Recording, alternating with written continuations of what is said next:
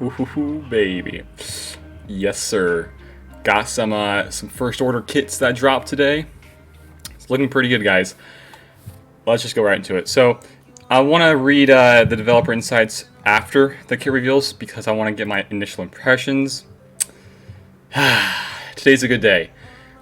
The new movie, guys, I'm so pumped for. I did a video today of chatting about some of the stuff I'm looking forward to. Today was just, I guess, my lucky day because not only did I get a video to chat about that, but we also got drops of the kits themselves. So I'm pretty sure, I mean, there was Hux right there, but I'm pretty sure, yeah, they're in the character and arena strategy. So let's save the juicy one, Hux, for last. Because the Sith Trooper, I'm very interested in. This guy has multiple different faction tags, which is great. So first and foremost, he's called Sith Trooper. He's a dark side. He's an attacker. That's pretty cool. I didn't think that he would be an attacker. Anybody to do big damage, kind of like an executioner, like help out in that department, that's great. So I guess that's this guy. And then he's also First Order, of course, and he's a Sith. That is interesting because I feel like outside of the Traya and the Darth Revan team, there's not a whole lot of great Sith out there. I mean, Dooku's okay, but really everybody else outside is not very good. Okay, so I want to kind of zoom in here. So let's see his highlights. He has massive AoE damage potential, pretty cool. A Vengeant Blast, we gotta read that later. Assists First Order and Sith allies, that's great. When they crit or stun enemies. Oh baby, this is just like a little echo, huh? An echo for the First Order. This is cool. I like this guy already, just from me reading these highlights. And last but not least, he dispels debuffs on all First Order and Sith allies with a Resurgent Power ability. Oh, that's great. And it even says here, he synergizes the best with Leadership of Hux. That's interesting. Crew, FOST, the Stormtrooper, and Executioner. So, now I'm going to go back here. We're going to check out this guy, this bad boy. Okay, animations look pretty cool already. This first one's called Sith Strike. Deal physical damage to target enemy. If this attack is a critical hit, he gains critical hit immunity for 2 turns. Guys, I said in a video previously, I would say like around a month or so ago, when General Skywalker was released, any new character that comes out that can crit, like guaranteed critical hits, like Advantage, which First Order already has, but partnering that with critical hit immunity, that critical hit immunity is what's going to destroy this General Skywalker team. If this guy, and if Hux gives out more critical hit immunity, that is definitely going to be a hard counter to the General Skywalker team, which is going to be a low blow to those people who spend a lot of money on that guy. Okay, so he does, on his critical hit, he gives out critical, or he gains rather. He doesn't give it out just yet, unless maybe he does, just to himself. So that's his basic special one. Cooldown of 3, so not really high, crazy cooldowns. This is an AoE attack. It this attack deals 50% more damage for each currently defeated First Order or Sith ally. Interesting, huh? Interesting. So this is kind of like I'm feeling like a little bit of Echo vibes. Echo vibes in the sense where he's going to be doing more damage when somebody dies. And in this case, whenever First Order Sith. In Echo's case is whenever whenever Fives takes the sacrifice instead. Interesting stuff here. I think this is really cool. Okay, continuing on, and these specials look really cool as well. Special 2, Resurgent Power. This is let's see, this is a cleanse, so this is great. It says here, dispel all debuffs on all First Order and Sith allies, and grant them advantage for 2 turns. Oh, that's great to hear. That's like a little bit of a Phasma in there. I love that. One of my favorite First Order characters right now in the game is Phasma, and I'm most certain that she's probably going to get just thrown out, cast away, because these guys are going to overpower her. But man, that advantage that she gives out is so great with that TN. Okay, so they're going to all get advantage for 2 turns. If Sith Trooper already had advantage, he is called into assist. So the biggest thing here is the cleanse and then the advantage. That's amazing, in my opinion. I love that. That's going to be a very strong ability. And then he has one unique called Emperor's Legacy. Has a Zeta on it, so this is the only Zeta this guy has, which is good, I guess. And it reads, at the start of battle, Sith Trooper gains advantage for 2 turns if the leader is First Order or Sith. Kind of like a little bit of a BSF kind of feel there, I think. And also it says, while Sith Trooper has advantage, he has 50% critical damage. Yes, sir. That is what I like to see, because this guy is going to help in the field of DPS here. The only one I really think has a good DPS on this First Order team is Executioner. So we're tossing in this guy to help out a lot. With a cleanse, I mean, it's going to be very, very strong, guys. This team, if it's not going to be, you know, a strong GAC team or TW for defense or offense, this could be part of the new meta with like the General Skywalkers and Darth Malak. So yeah, keep your eyes on this guy.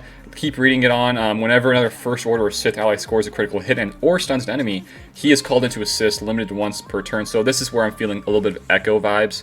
This guy is kind of like the First Order equivalent of Echo. And then continuing here, whenever another First Order or Sith ally is defeated, the cooldown of Vengeant Blast is reset.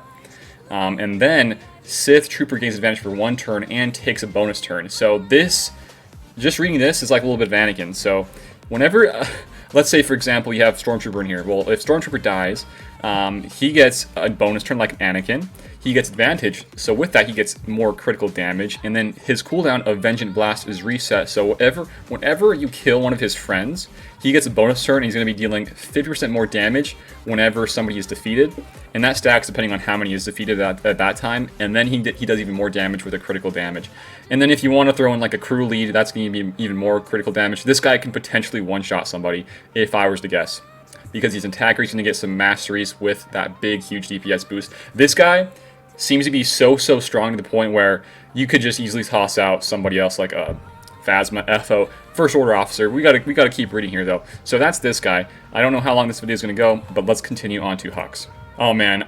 Okay, so about Hux, I'm not a huge fan of the character in the movies, but I think he could have really great potential for Galaxy of Heroes in this game. So he's dark side, of course. He's a leader, he's a support, and he's First Order. Nothing with Sith, which makes sense. So he's only First Order, and it says here he's a ruthless First Order support that can prevent enemies from counterattacking.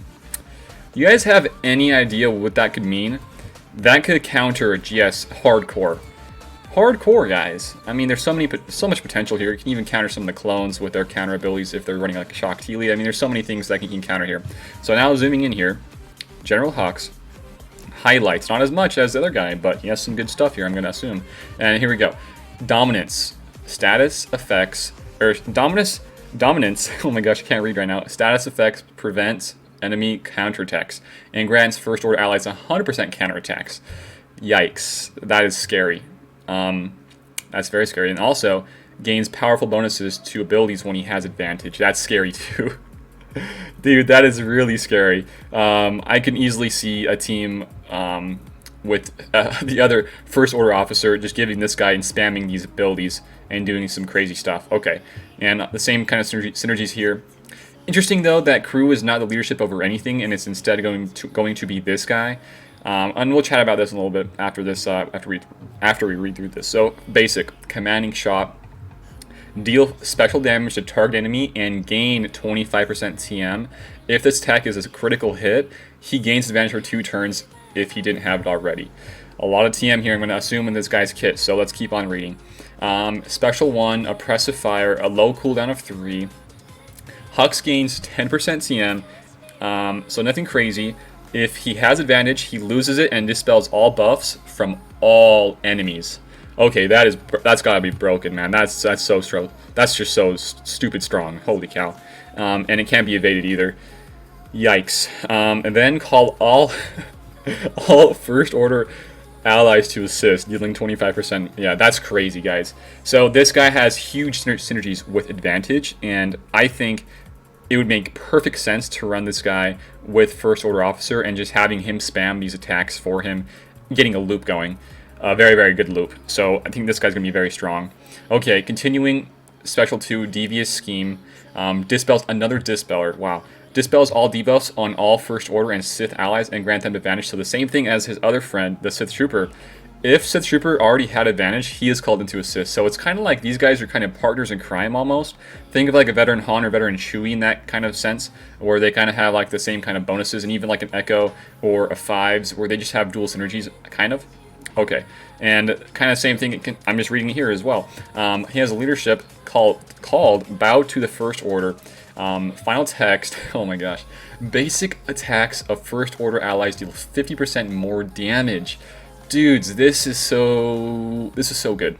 So good. And that's not even all of it. General Hux gains dominance at the start of encounter and at the start of each of his turns if he didn't have it already, which can't be dispelled or prevented. Yikes. Okay. Dominance expires at the end of the turn whenever he is critically hit. Interesting. Okay, so you got to really kind of keep this guy going. So if I were to assume, you will want to kind of making sure that he gets his turns a lot. And dominance, what dominance is, it says here, enemies can't counterattack. First order allies have 100% counter chance and 50%. That is so 50% critical damage is so strong, guys. You don't really understand just on paper, like it might not seem that much, but you go into a battle like these, the first order, or not first order, the 501st with the clones, and the Malak teams. I mean, these guys will be doing a lot of damage, and especially with first order. So I'm kind of trying to read and kind of understand how dominance is going to work. So it expires at the end of a turn whenever he is critically hit. So I'm not sure if he gets critically hit somewhere, if he loses it immediately. And if that were the case, then I can just see a bunch of AoE guys coming in here and just, I don't know, just kind of screwing you over. So we'll have to see how this kind of works more in depthly. I'm kind of confused a little bit there. Okay, unique one, Boundless Ambition. So he has no Zeta on his leadership, but he does have one on the unique. So these guys only have 2 Zetas all together between the two of them. And he gains advantage for 2 turns at the start of each encounter. While he has advantage, enemies can't gain bonus turn meter. Oh, guys, that is a hard counter to the General Skywalker team. You can just say goodbye to the Rex going first. That is such a hard counter. These guys are made and created, designed to defeat the General Skywalker teams. I'm calling it right now. We only have 2 guys that are new here. We got Hux and we got the Sith Trooper. You toss in somebody else, I mean, it might be overkill, but these 2 with the current First Order, in my opinion, can take out General Skywalker with all of their damage potential. We have no word whether these guys are going to be marquees or legendaries. If I were to assume, maybe no legendaries here, but maybe like a little kind of event unlocking them. I don't know, but for sure I would assume marquee for Sith Trooper and potential. I don't even think this guy's worth a legendary, honestly, for Hux, but maybe 2 marquees back to back. And if that's the case, you guys, we're not going to even really get a nice meta counter to GS for like around 3 to 4 more months. And if you want to, you got to kind of farm these guys up at the same time, and that's going to take even double the time. So it's going to take a long time to even get these guys going if that is a marquee situation. So I was reading some of this stuff. I might have to do a video here soon as well, chatting about these galactic legends, but I might say that for a different video tomorrow.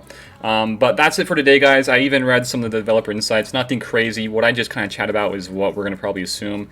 Dominance is kind of still something up in the air that didn't really mention too much in the developer insights, which I'm kind of still interested about, of how you maintain that and keep it. Maybe I'm just kind of misreading that a little bit. But that's it for today, guys. We got Hux, we got Sith Trooper. If I were to assume when they're coming out, it would be next week. Maybe if we're lucky, maybe sooner than that. I don't know. But that's it. Hopefully you guys enjoyed them like I did today. If you enjoyed the video, give it a like, share it around, and if you are new here, feel free to sub. It would be muchly appreciated, guys. And that's it for me today. Thank you for watching, and I'll see y'all later.